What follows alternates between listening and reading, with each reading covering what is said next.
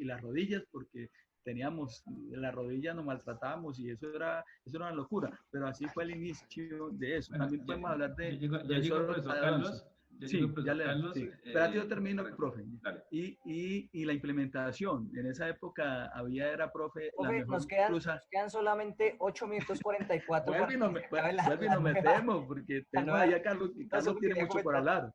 Sí, Carlos tiene mucho por hablar. La zapatilla, la única, era, la truza eran Catalina. Profe, decía Atahualpa, era lo mejor que había. Y le quedaba uno entre medio la nalga y entre media nalga y listo. Y las botas más importantes que tenía, que yo nunca me las quitaba cuando me dieron por primera vez unas botas, eran Sarria. Profesor. Botas Sarria, Pereirana 100%. Profesor Carlos Daza tiene la palabra. No, me disculpo, es que hubo un apagón porque hay una tormenta eléctrica, hubo apagón y se prendió y se volvió a prender. No, pues estupendo este conversatorio y estupendo poder compartir con todos de esta manera tan amena. Realmente esto pues nunca se da por todo. Uno nos vemos en las competencias y siempre es cada uno tratando de velar por sus intereses. Entonces no se da la oportunidad de poder compartir. A veces lo hace uno con alguno en una cafetería, con una gaseosa o algo, pero no así pues. ¿Cuántos hay? Con 30 personas entre los entrenadores más veteranos, entre los más jóvenes como nosotros y los mucho más jóvenes que vienen ahí. No se da esa oportunidad de compartir y es bien interesante porque nos podemos retroalimentar mucho. Hay muchachos con muy buenas ideas, con mucho entusiasmo, con mucha gana, con mucho empuje frente a lo que quieren hacer y eso es positivo y nosotros podemos ayudar mucho y ellos nos pueden a nosotros alimentar también. Entonces, me parece muy positivo eso. Yo celebro el que se haga este tipo de reuniones porque podemos hablar mira, todo lo que se ha recordado que solamente se podía hacer cuando se tomaban unos tragos, ¿ya? Y ahora sí,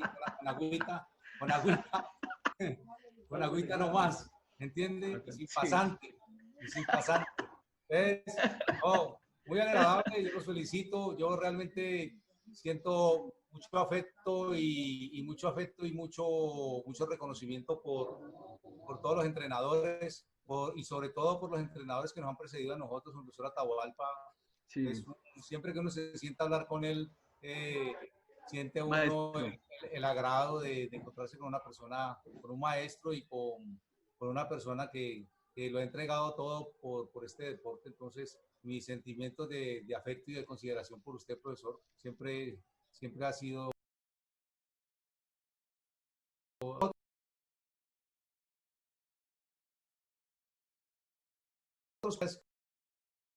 como que nosotros lo ha entregado todo por este deporte. Entonces, mis sentimientos de afecto y de consideración por usted, profesor, siempre ha sido así. Y con todos los otros compañeros, pues siempre ha habido afecto y respeto. Hay diferencias como siempre tiene que haberlas porque nosotros dentro de nuestro quehacer diario, pues tenemos que defender la institución que nos paga, pero nunca nada ha llegado a nada de tipo personal.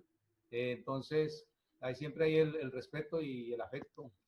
Y bueno, y esperemos que eso se mantenga y que sea así, ¿ya?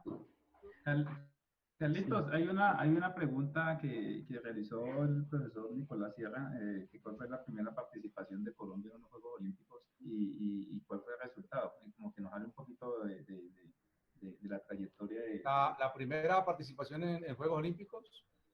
Sí. Sí, señor. Sí. Yo creo que son los 4 del 88, profe. Sí, la primera participación que se dio fue en los Juegos Olímpicos, fue la de Seúl, porque posterior a eso estuvo la participación en los Juegos del 92, pues en esa época era por invitación, ya no había clasificación, se podía ir por invitación.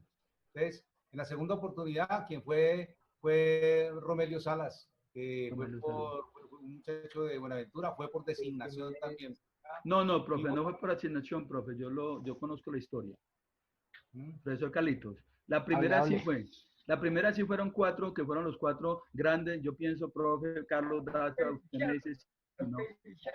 Se divide la lucha. Los magníficos. Profe, pero esos magníficos lo hicieron con mala intención. ¿Por qué? Porque en sí era una burla. Pero yo, David Gutiérrez, yo diría que los magníficos, pero para bien. Sí. Porque en ese entonces había un programa, profe Atahualpa, el profesor Carlitos, había un programa que decían los magníficos, entonces cogieron a burlarse de él. Pero verdaderamente yo digo que se divide con el profe, profe, usted me dice, Norio Cada, se divide antes y después de estos grandes 4 maestros, 4 grandes deportistas que tuvo Colombia. El primer evento que fue clasificatorio a Juegos Olímpicos en 1930. No, profe. Yo le digo, no, Carlitos. Apaga el micrófono, un segundito, profe. No, Carlitos, yo me di el lujo y se lo voy a decir porque tengo algo viviente muy lindo. Carlitos, yo llevé a Ontario, Canadá. La clasificación era Ontario, Canadá. Tiene razón. Sí, profe. Y yo llevé, es más, se lo voy a decir y voy a chicanear aquí. Llevé y sé cómo quedó campeón panamericano Romelio Sales, que es el primero, y solamente este año 2 quedan campeones, pero Romelio Sala queda en categoría 74 kilogramos modalidad libre, donde él vive en Estados Unidos, en Portland, y yo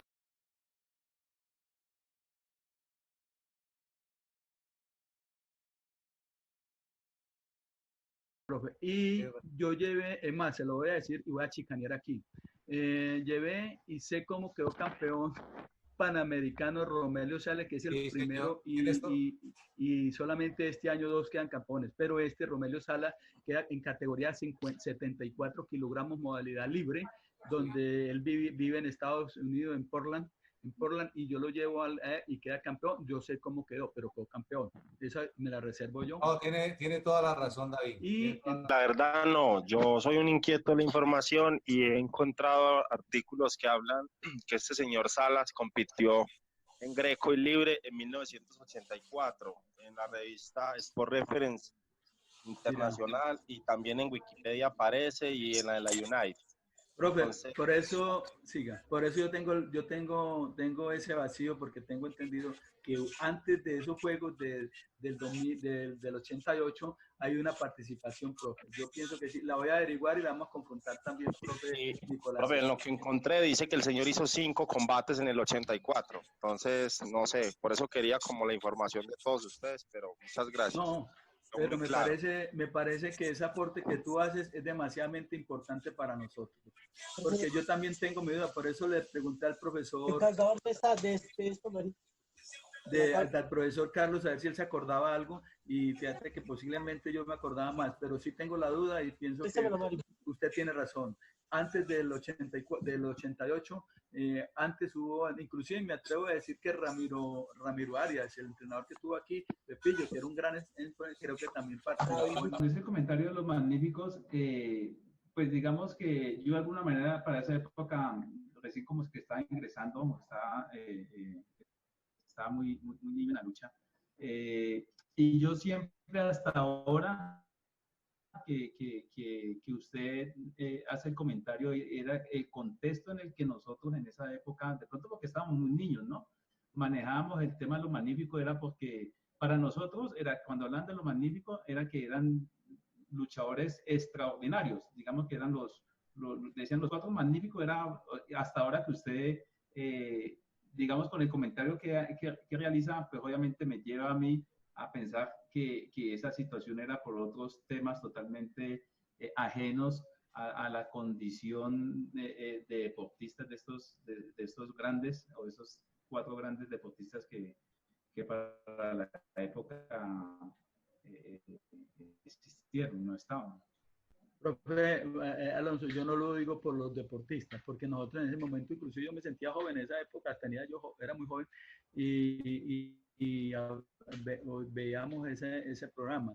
pero mucha gente desde el punto de vista administrativo lo tomaron mal y yo sentí rabia, no por usted Alonso ni por nadie por eso, porque yo sé que ustedes cuando eran sardinos lo hacíamos por eso, los grandes magníficos, inclusive no, yo hablaba de los grandes magníficos, después me di cuenta que era malintencionada, de una manera burlesca.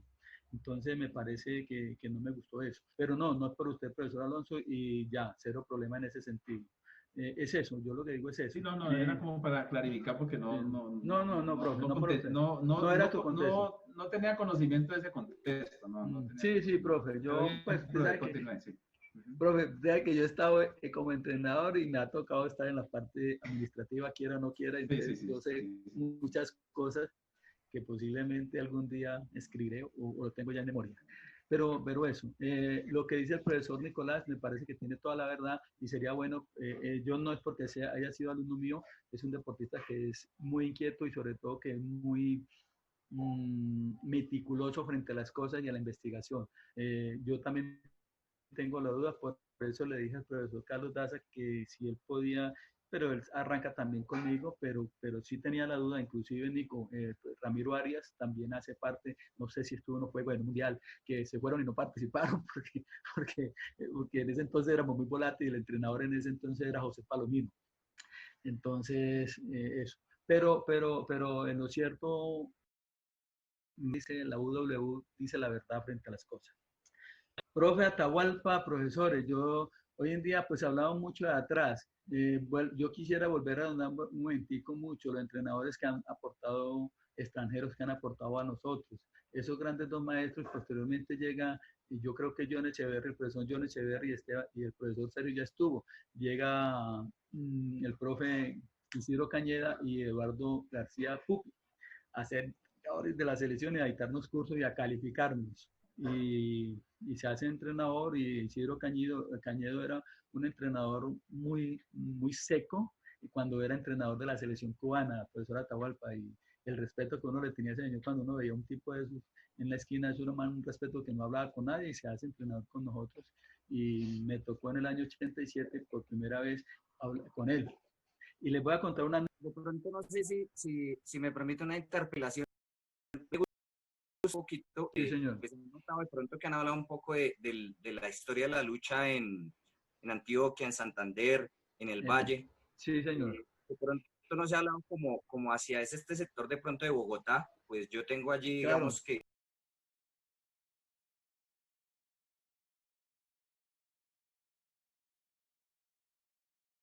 pues algunos recuentos que agradezco mucho a mis mentores, a mis profesores que me lo contaron. Sí. Yo creo que yo crecí sabiendo la historia de donde venía. Y lo que dice el profe, realmente para que yo existieron, hicieron una cantidad de sacrificios y de cosas, otros luchadores antes que mi persona. Yo, por ejemplo, algo que tiendo de pronto siempre a resaltar y un poco también a criticar, es como la lucha de Bogotá no resalta el trabajo de Javier Rincón, la época de Javier Rincón, porque realmente Javier Rincón marcó una historia grandísima en lo que fue la historia de Colombia. Y pues yo en Bogotá arranqué mi carrera en el año 90. En el año 2012 me retiré y pues hasta ese momento estuve con Bogotá hasta el año 2013, pero nunca se tuvo una fotografía de Javier Rincón en el gimnasio. Es más, no se hablaba de la historia de Javier Rincón.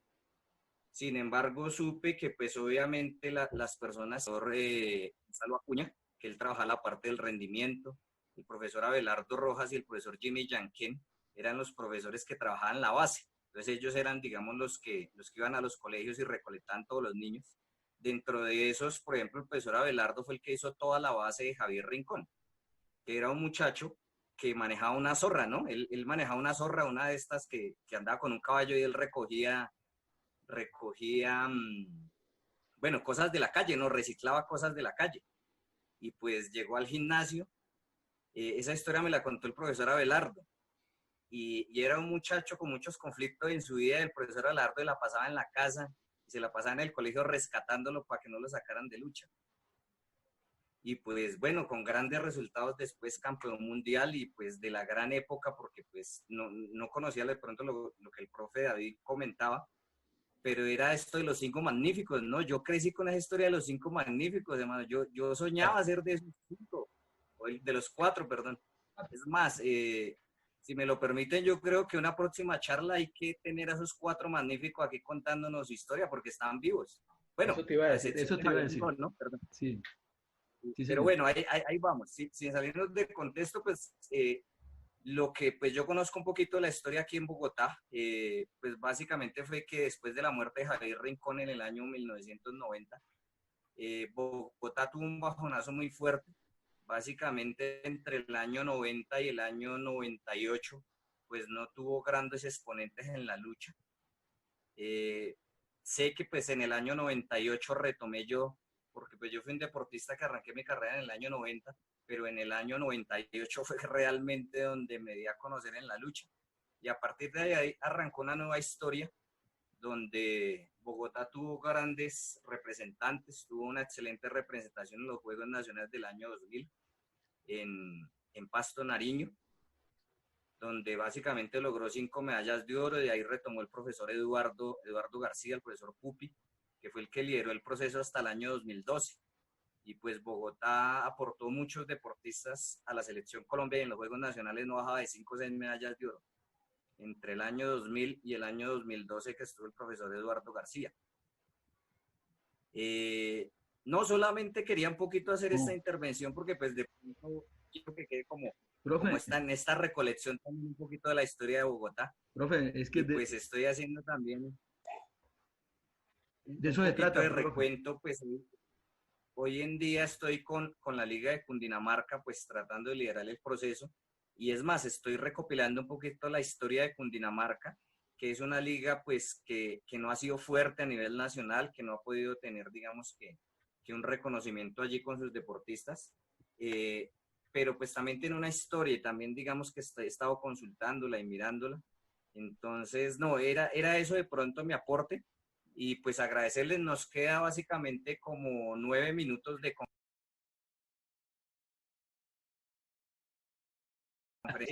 escuchar a todos ustedes.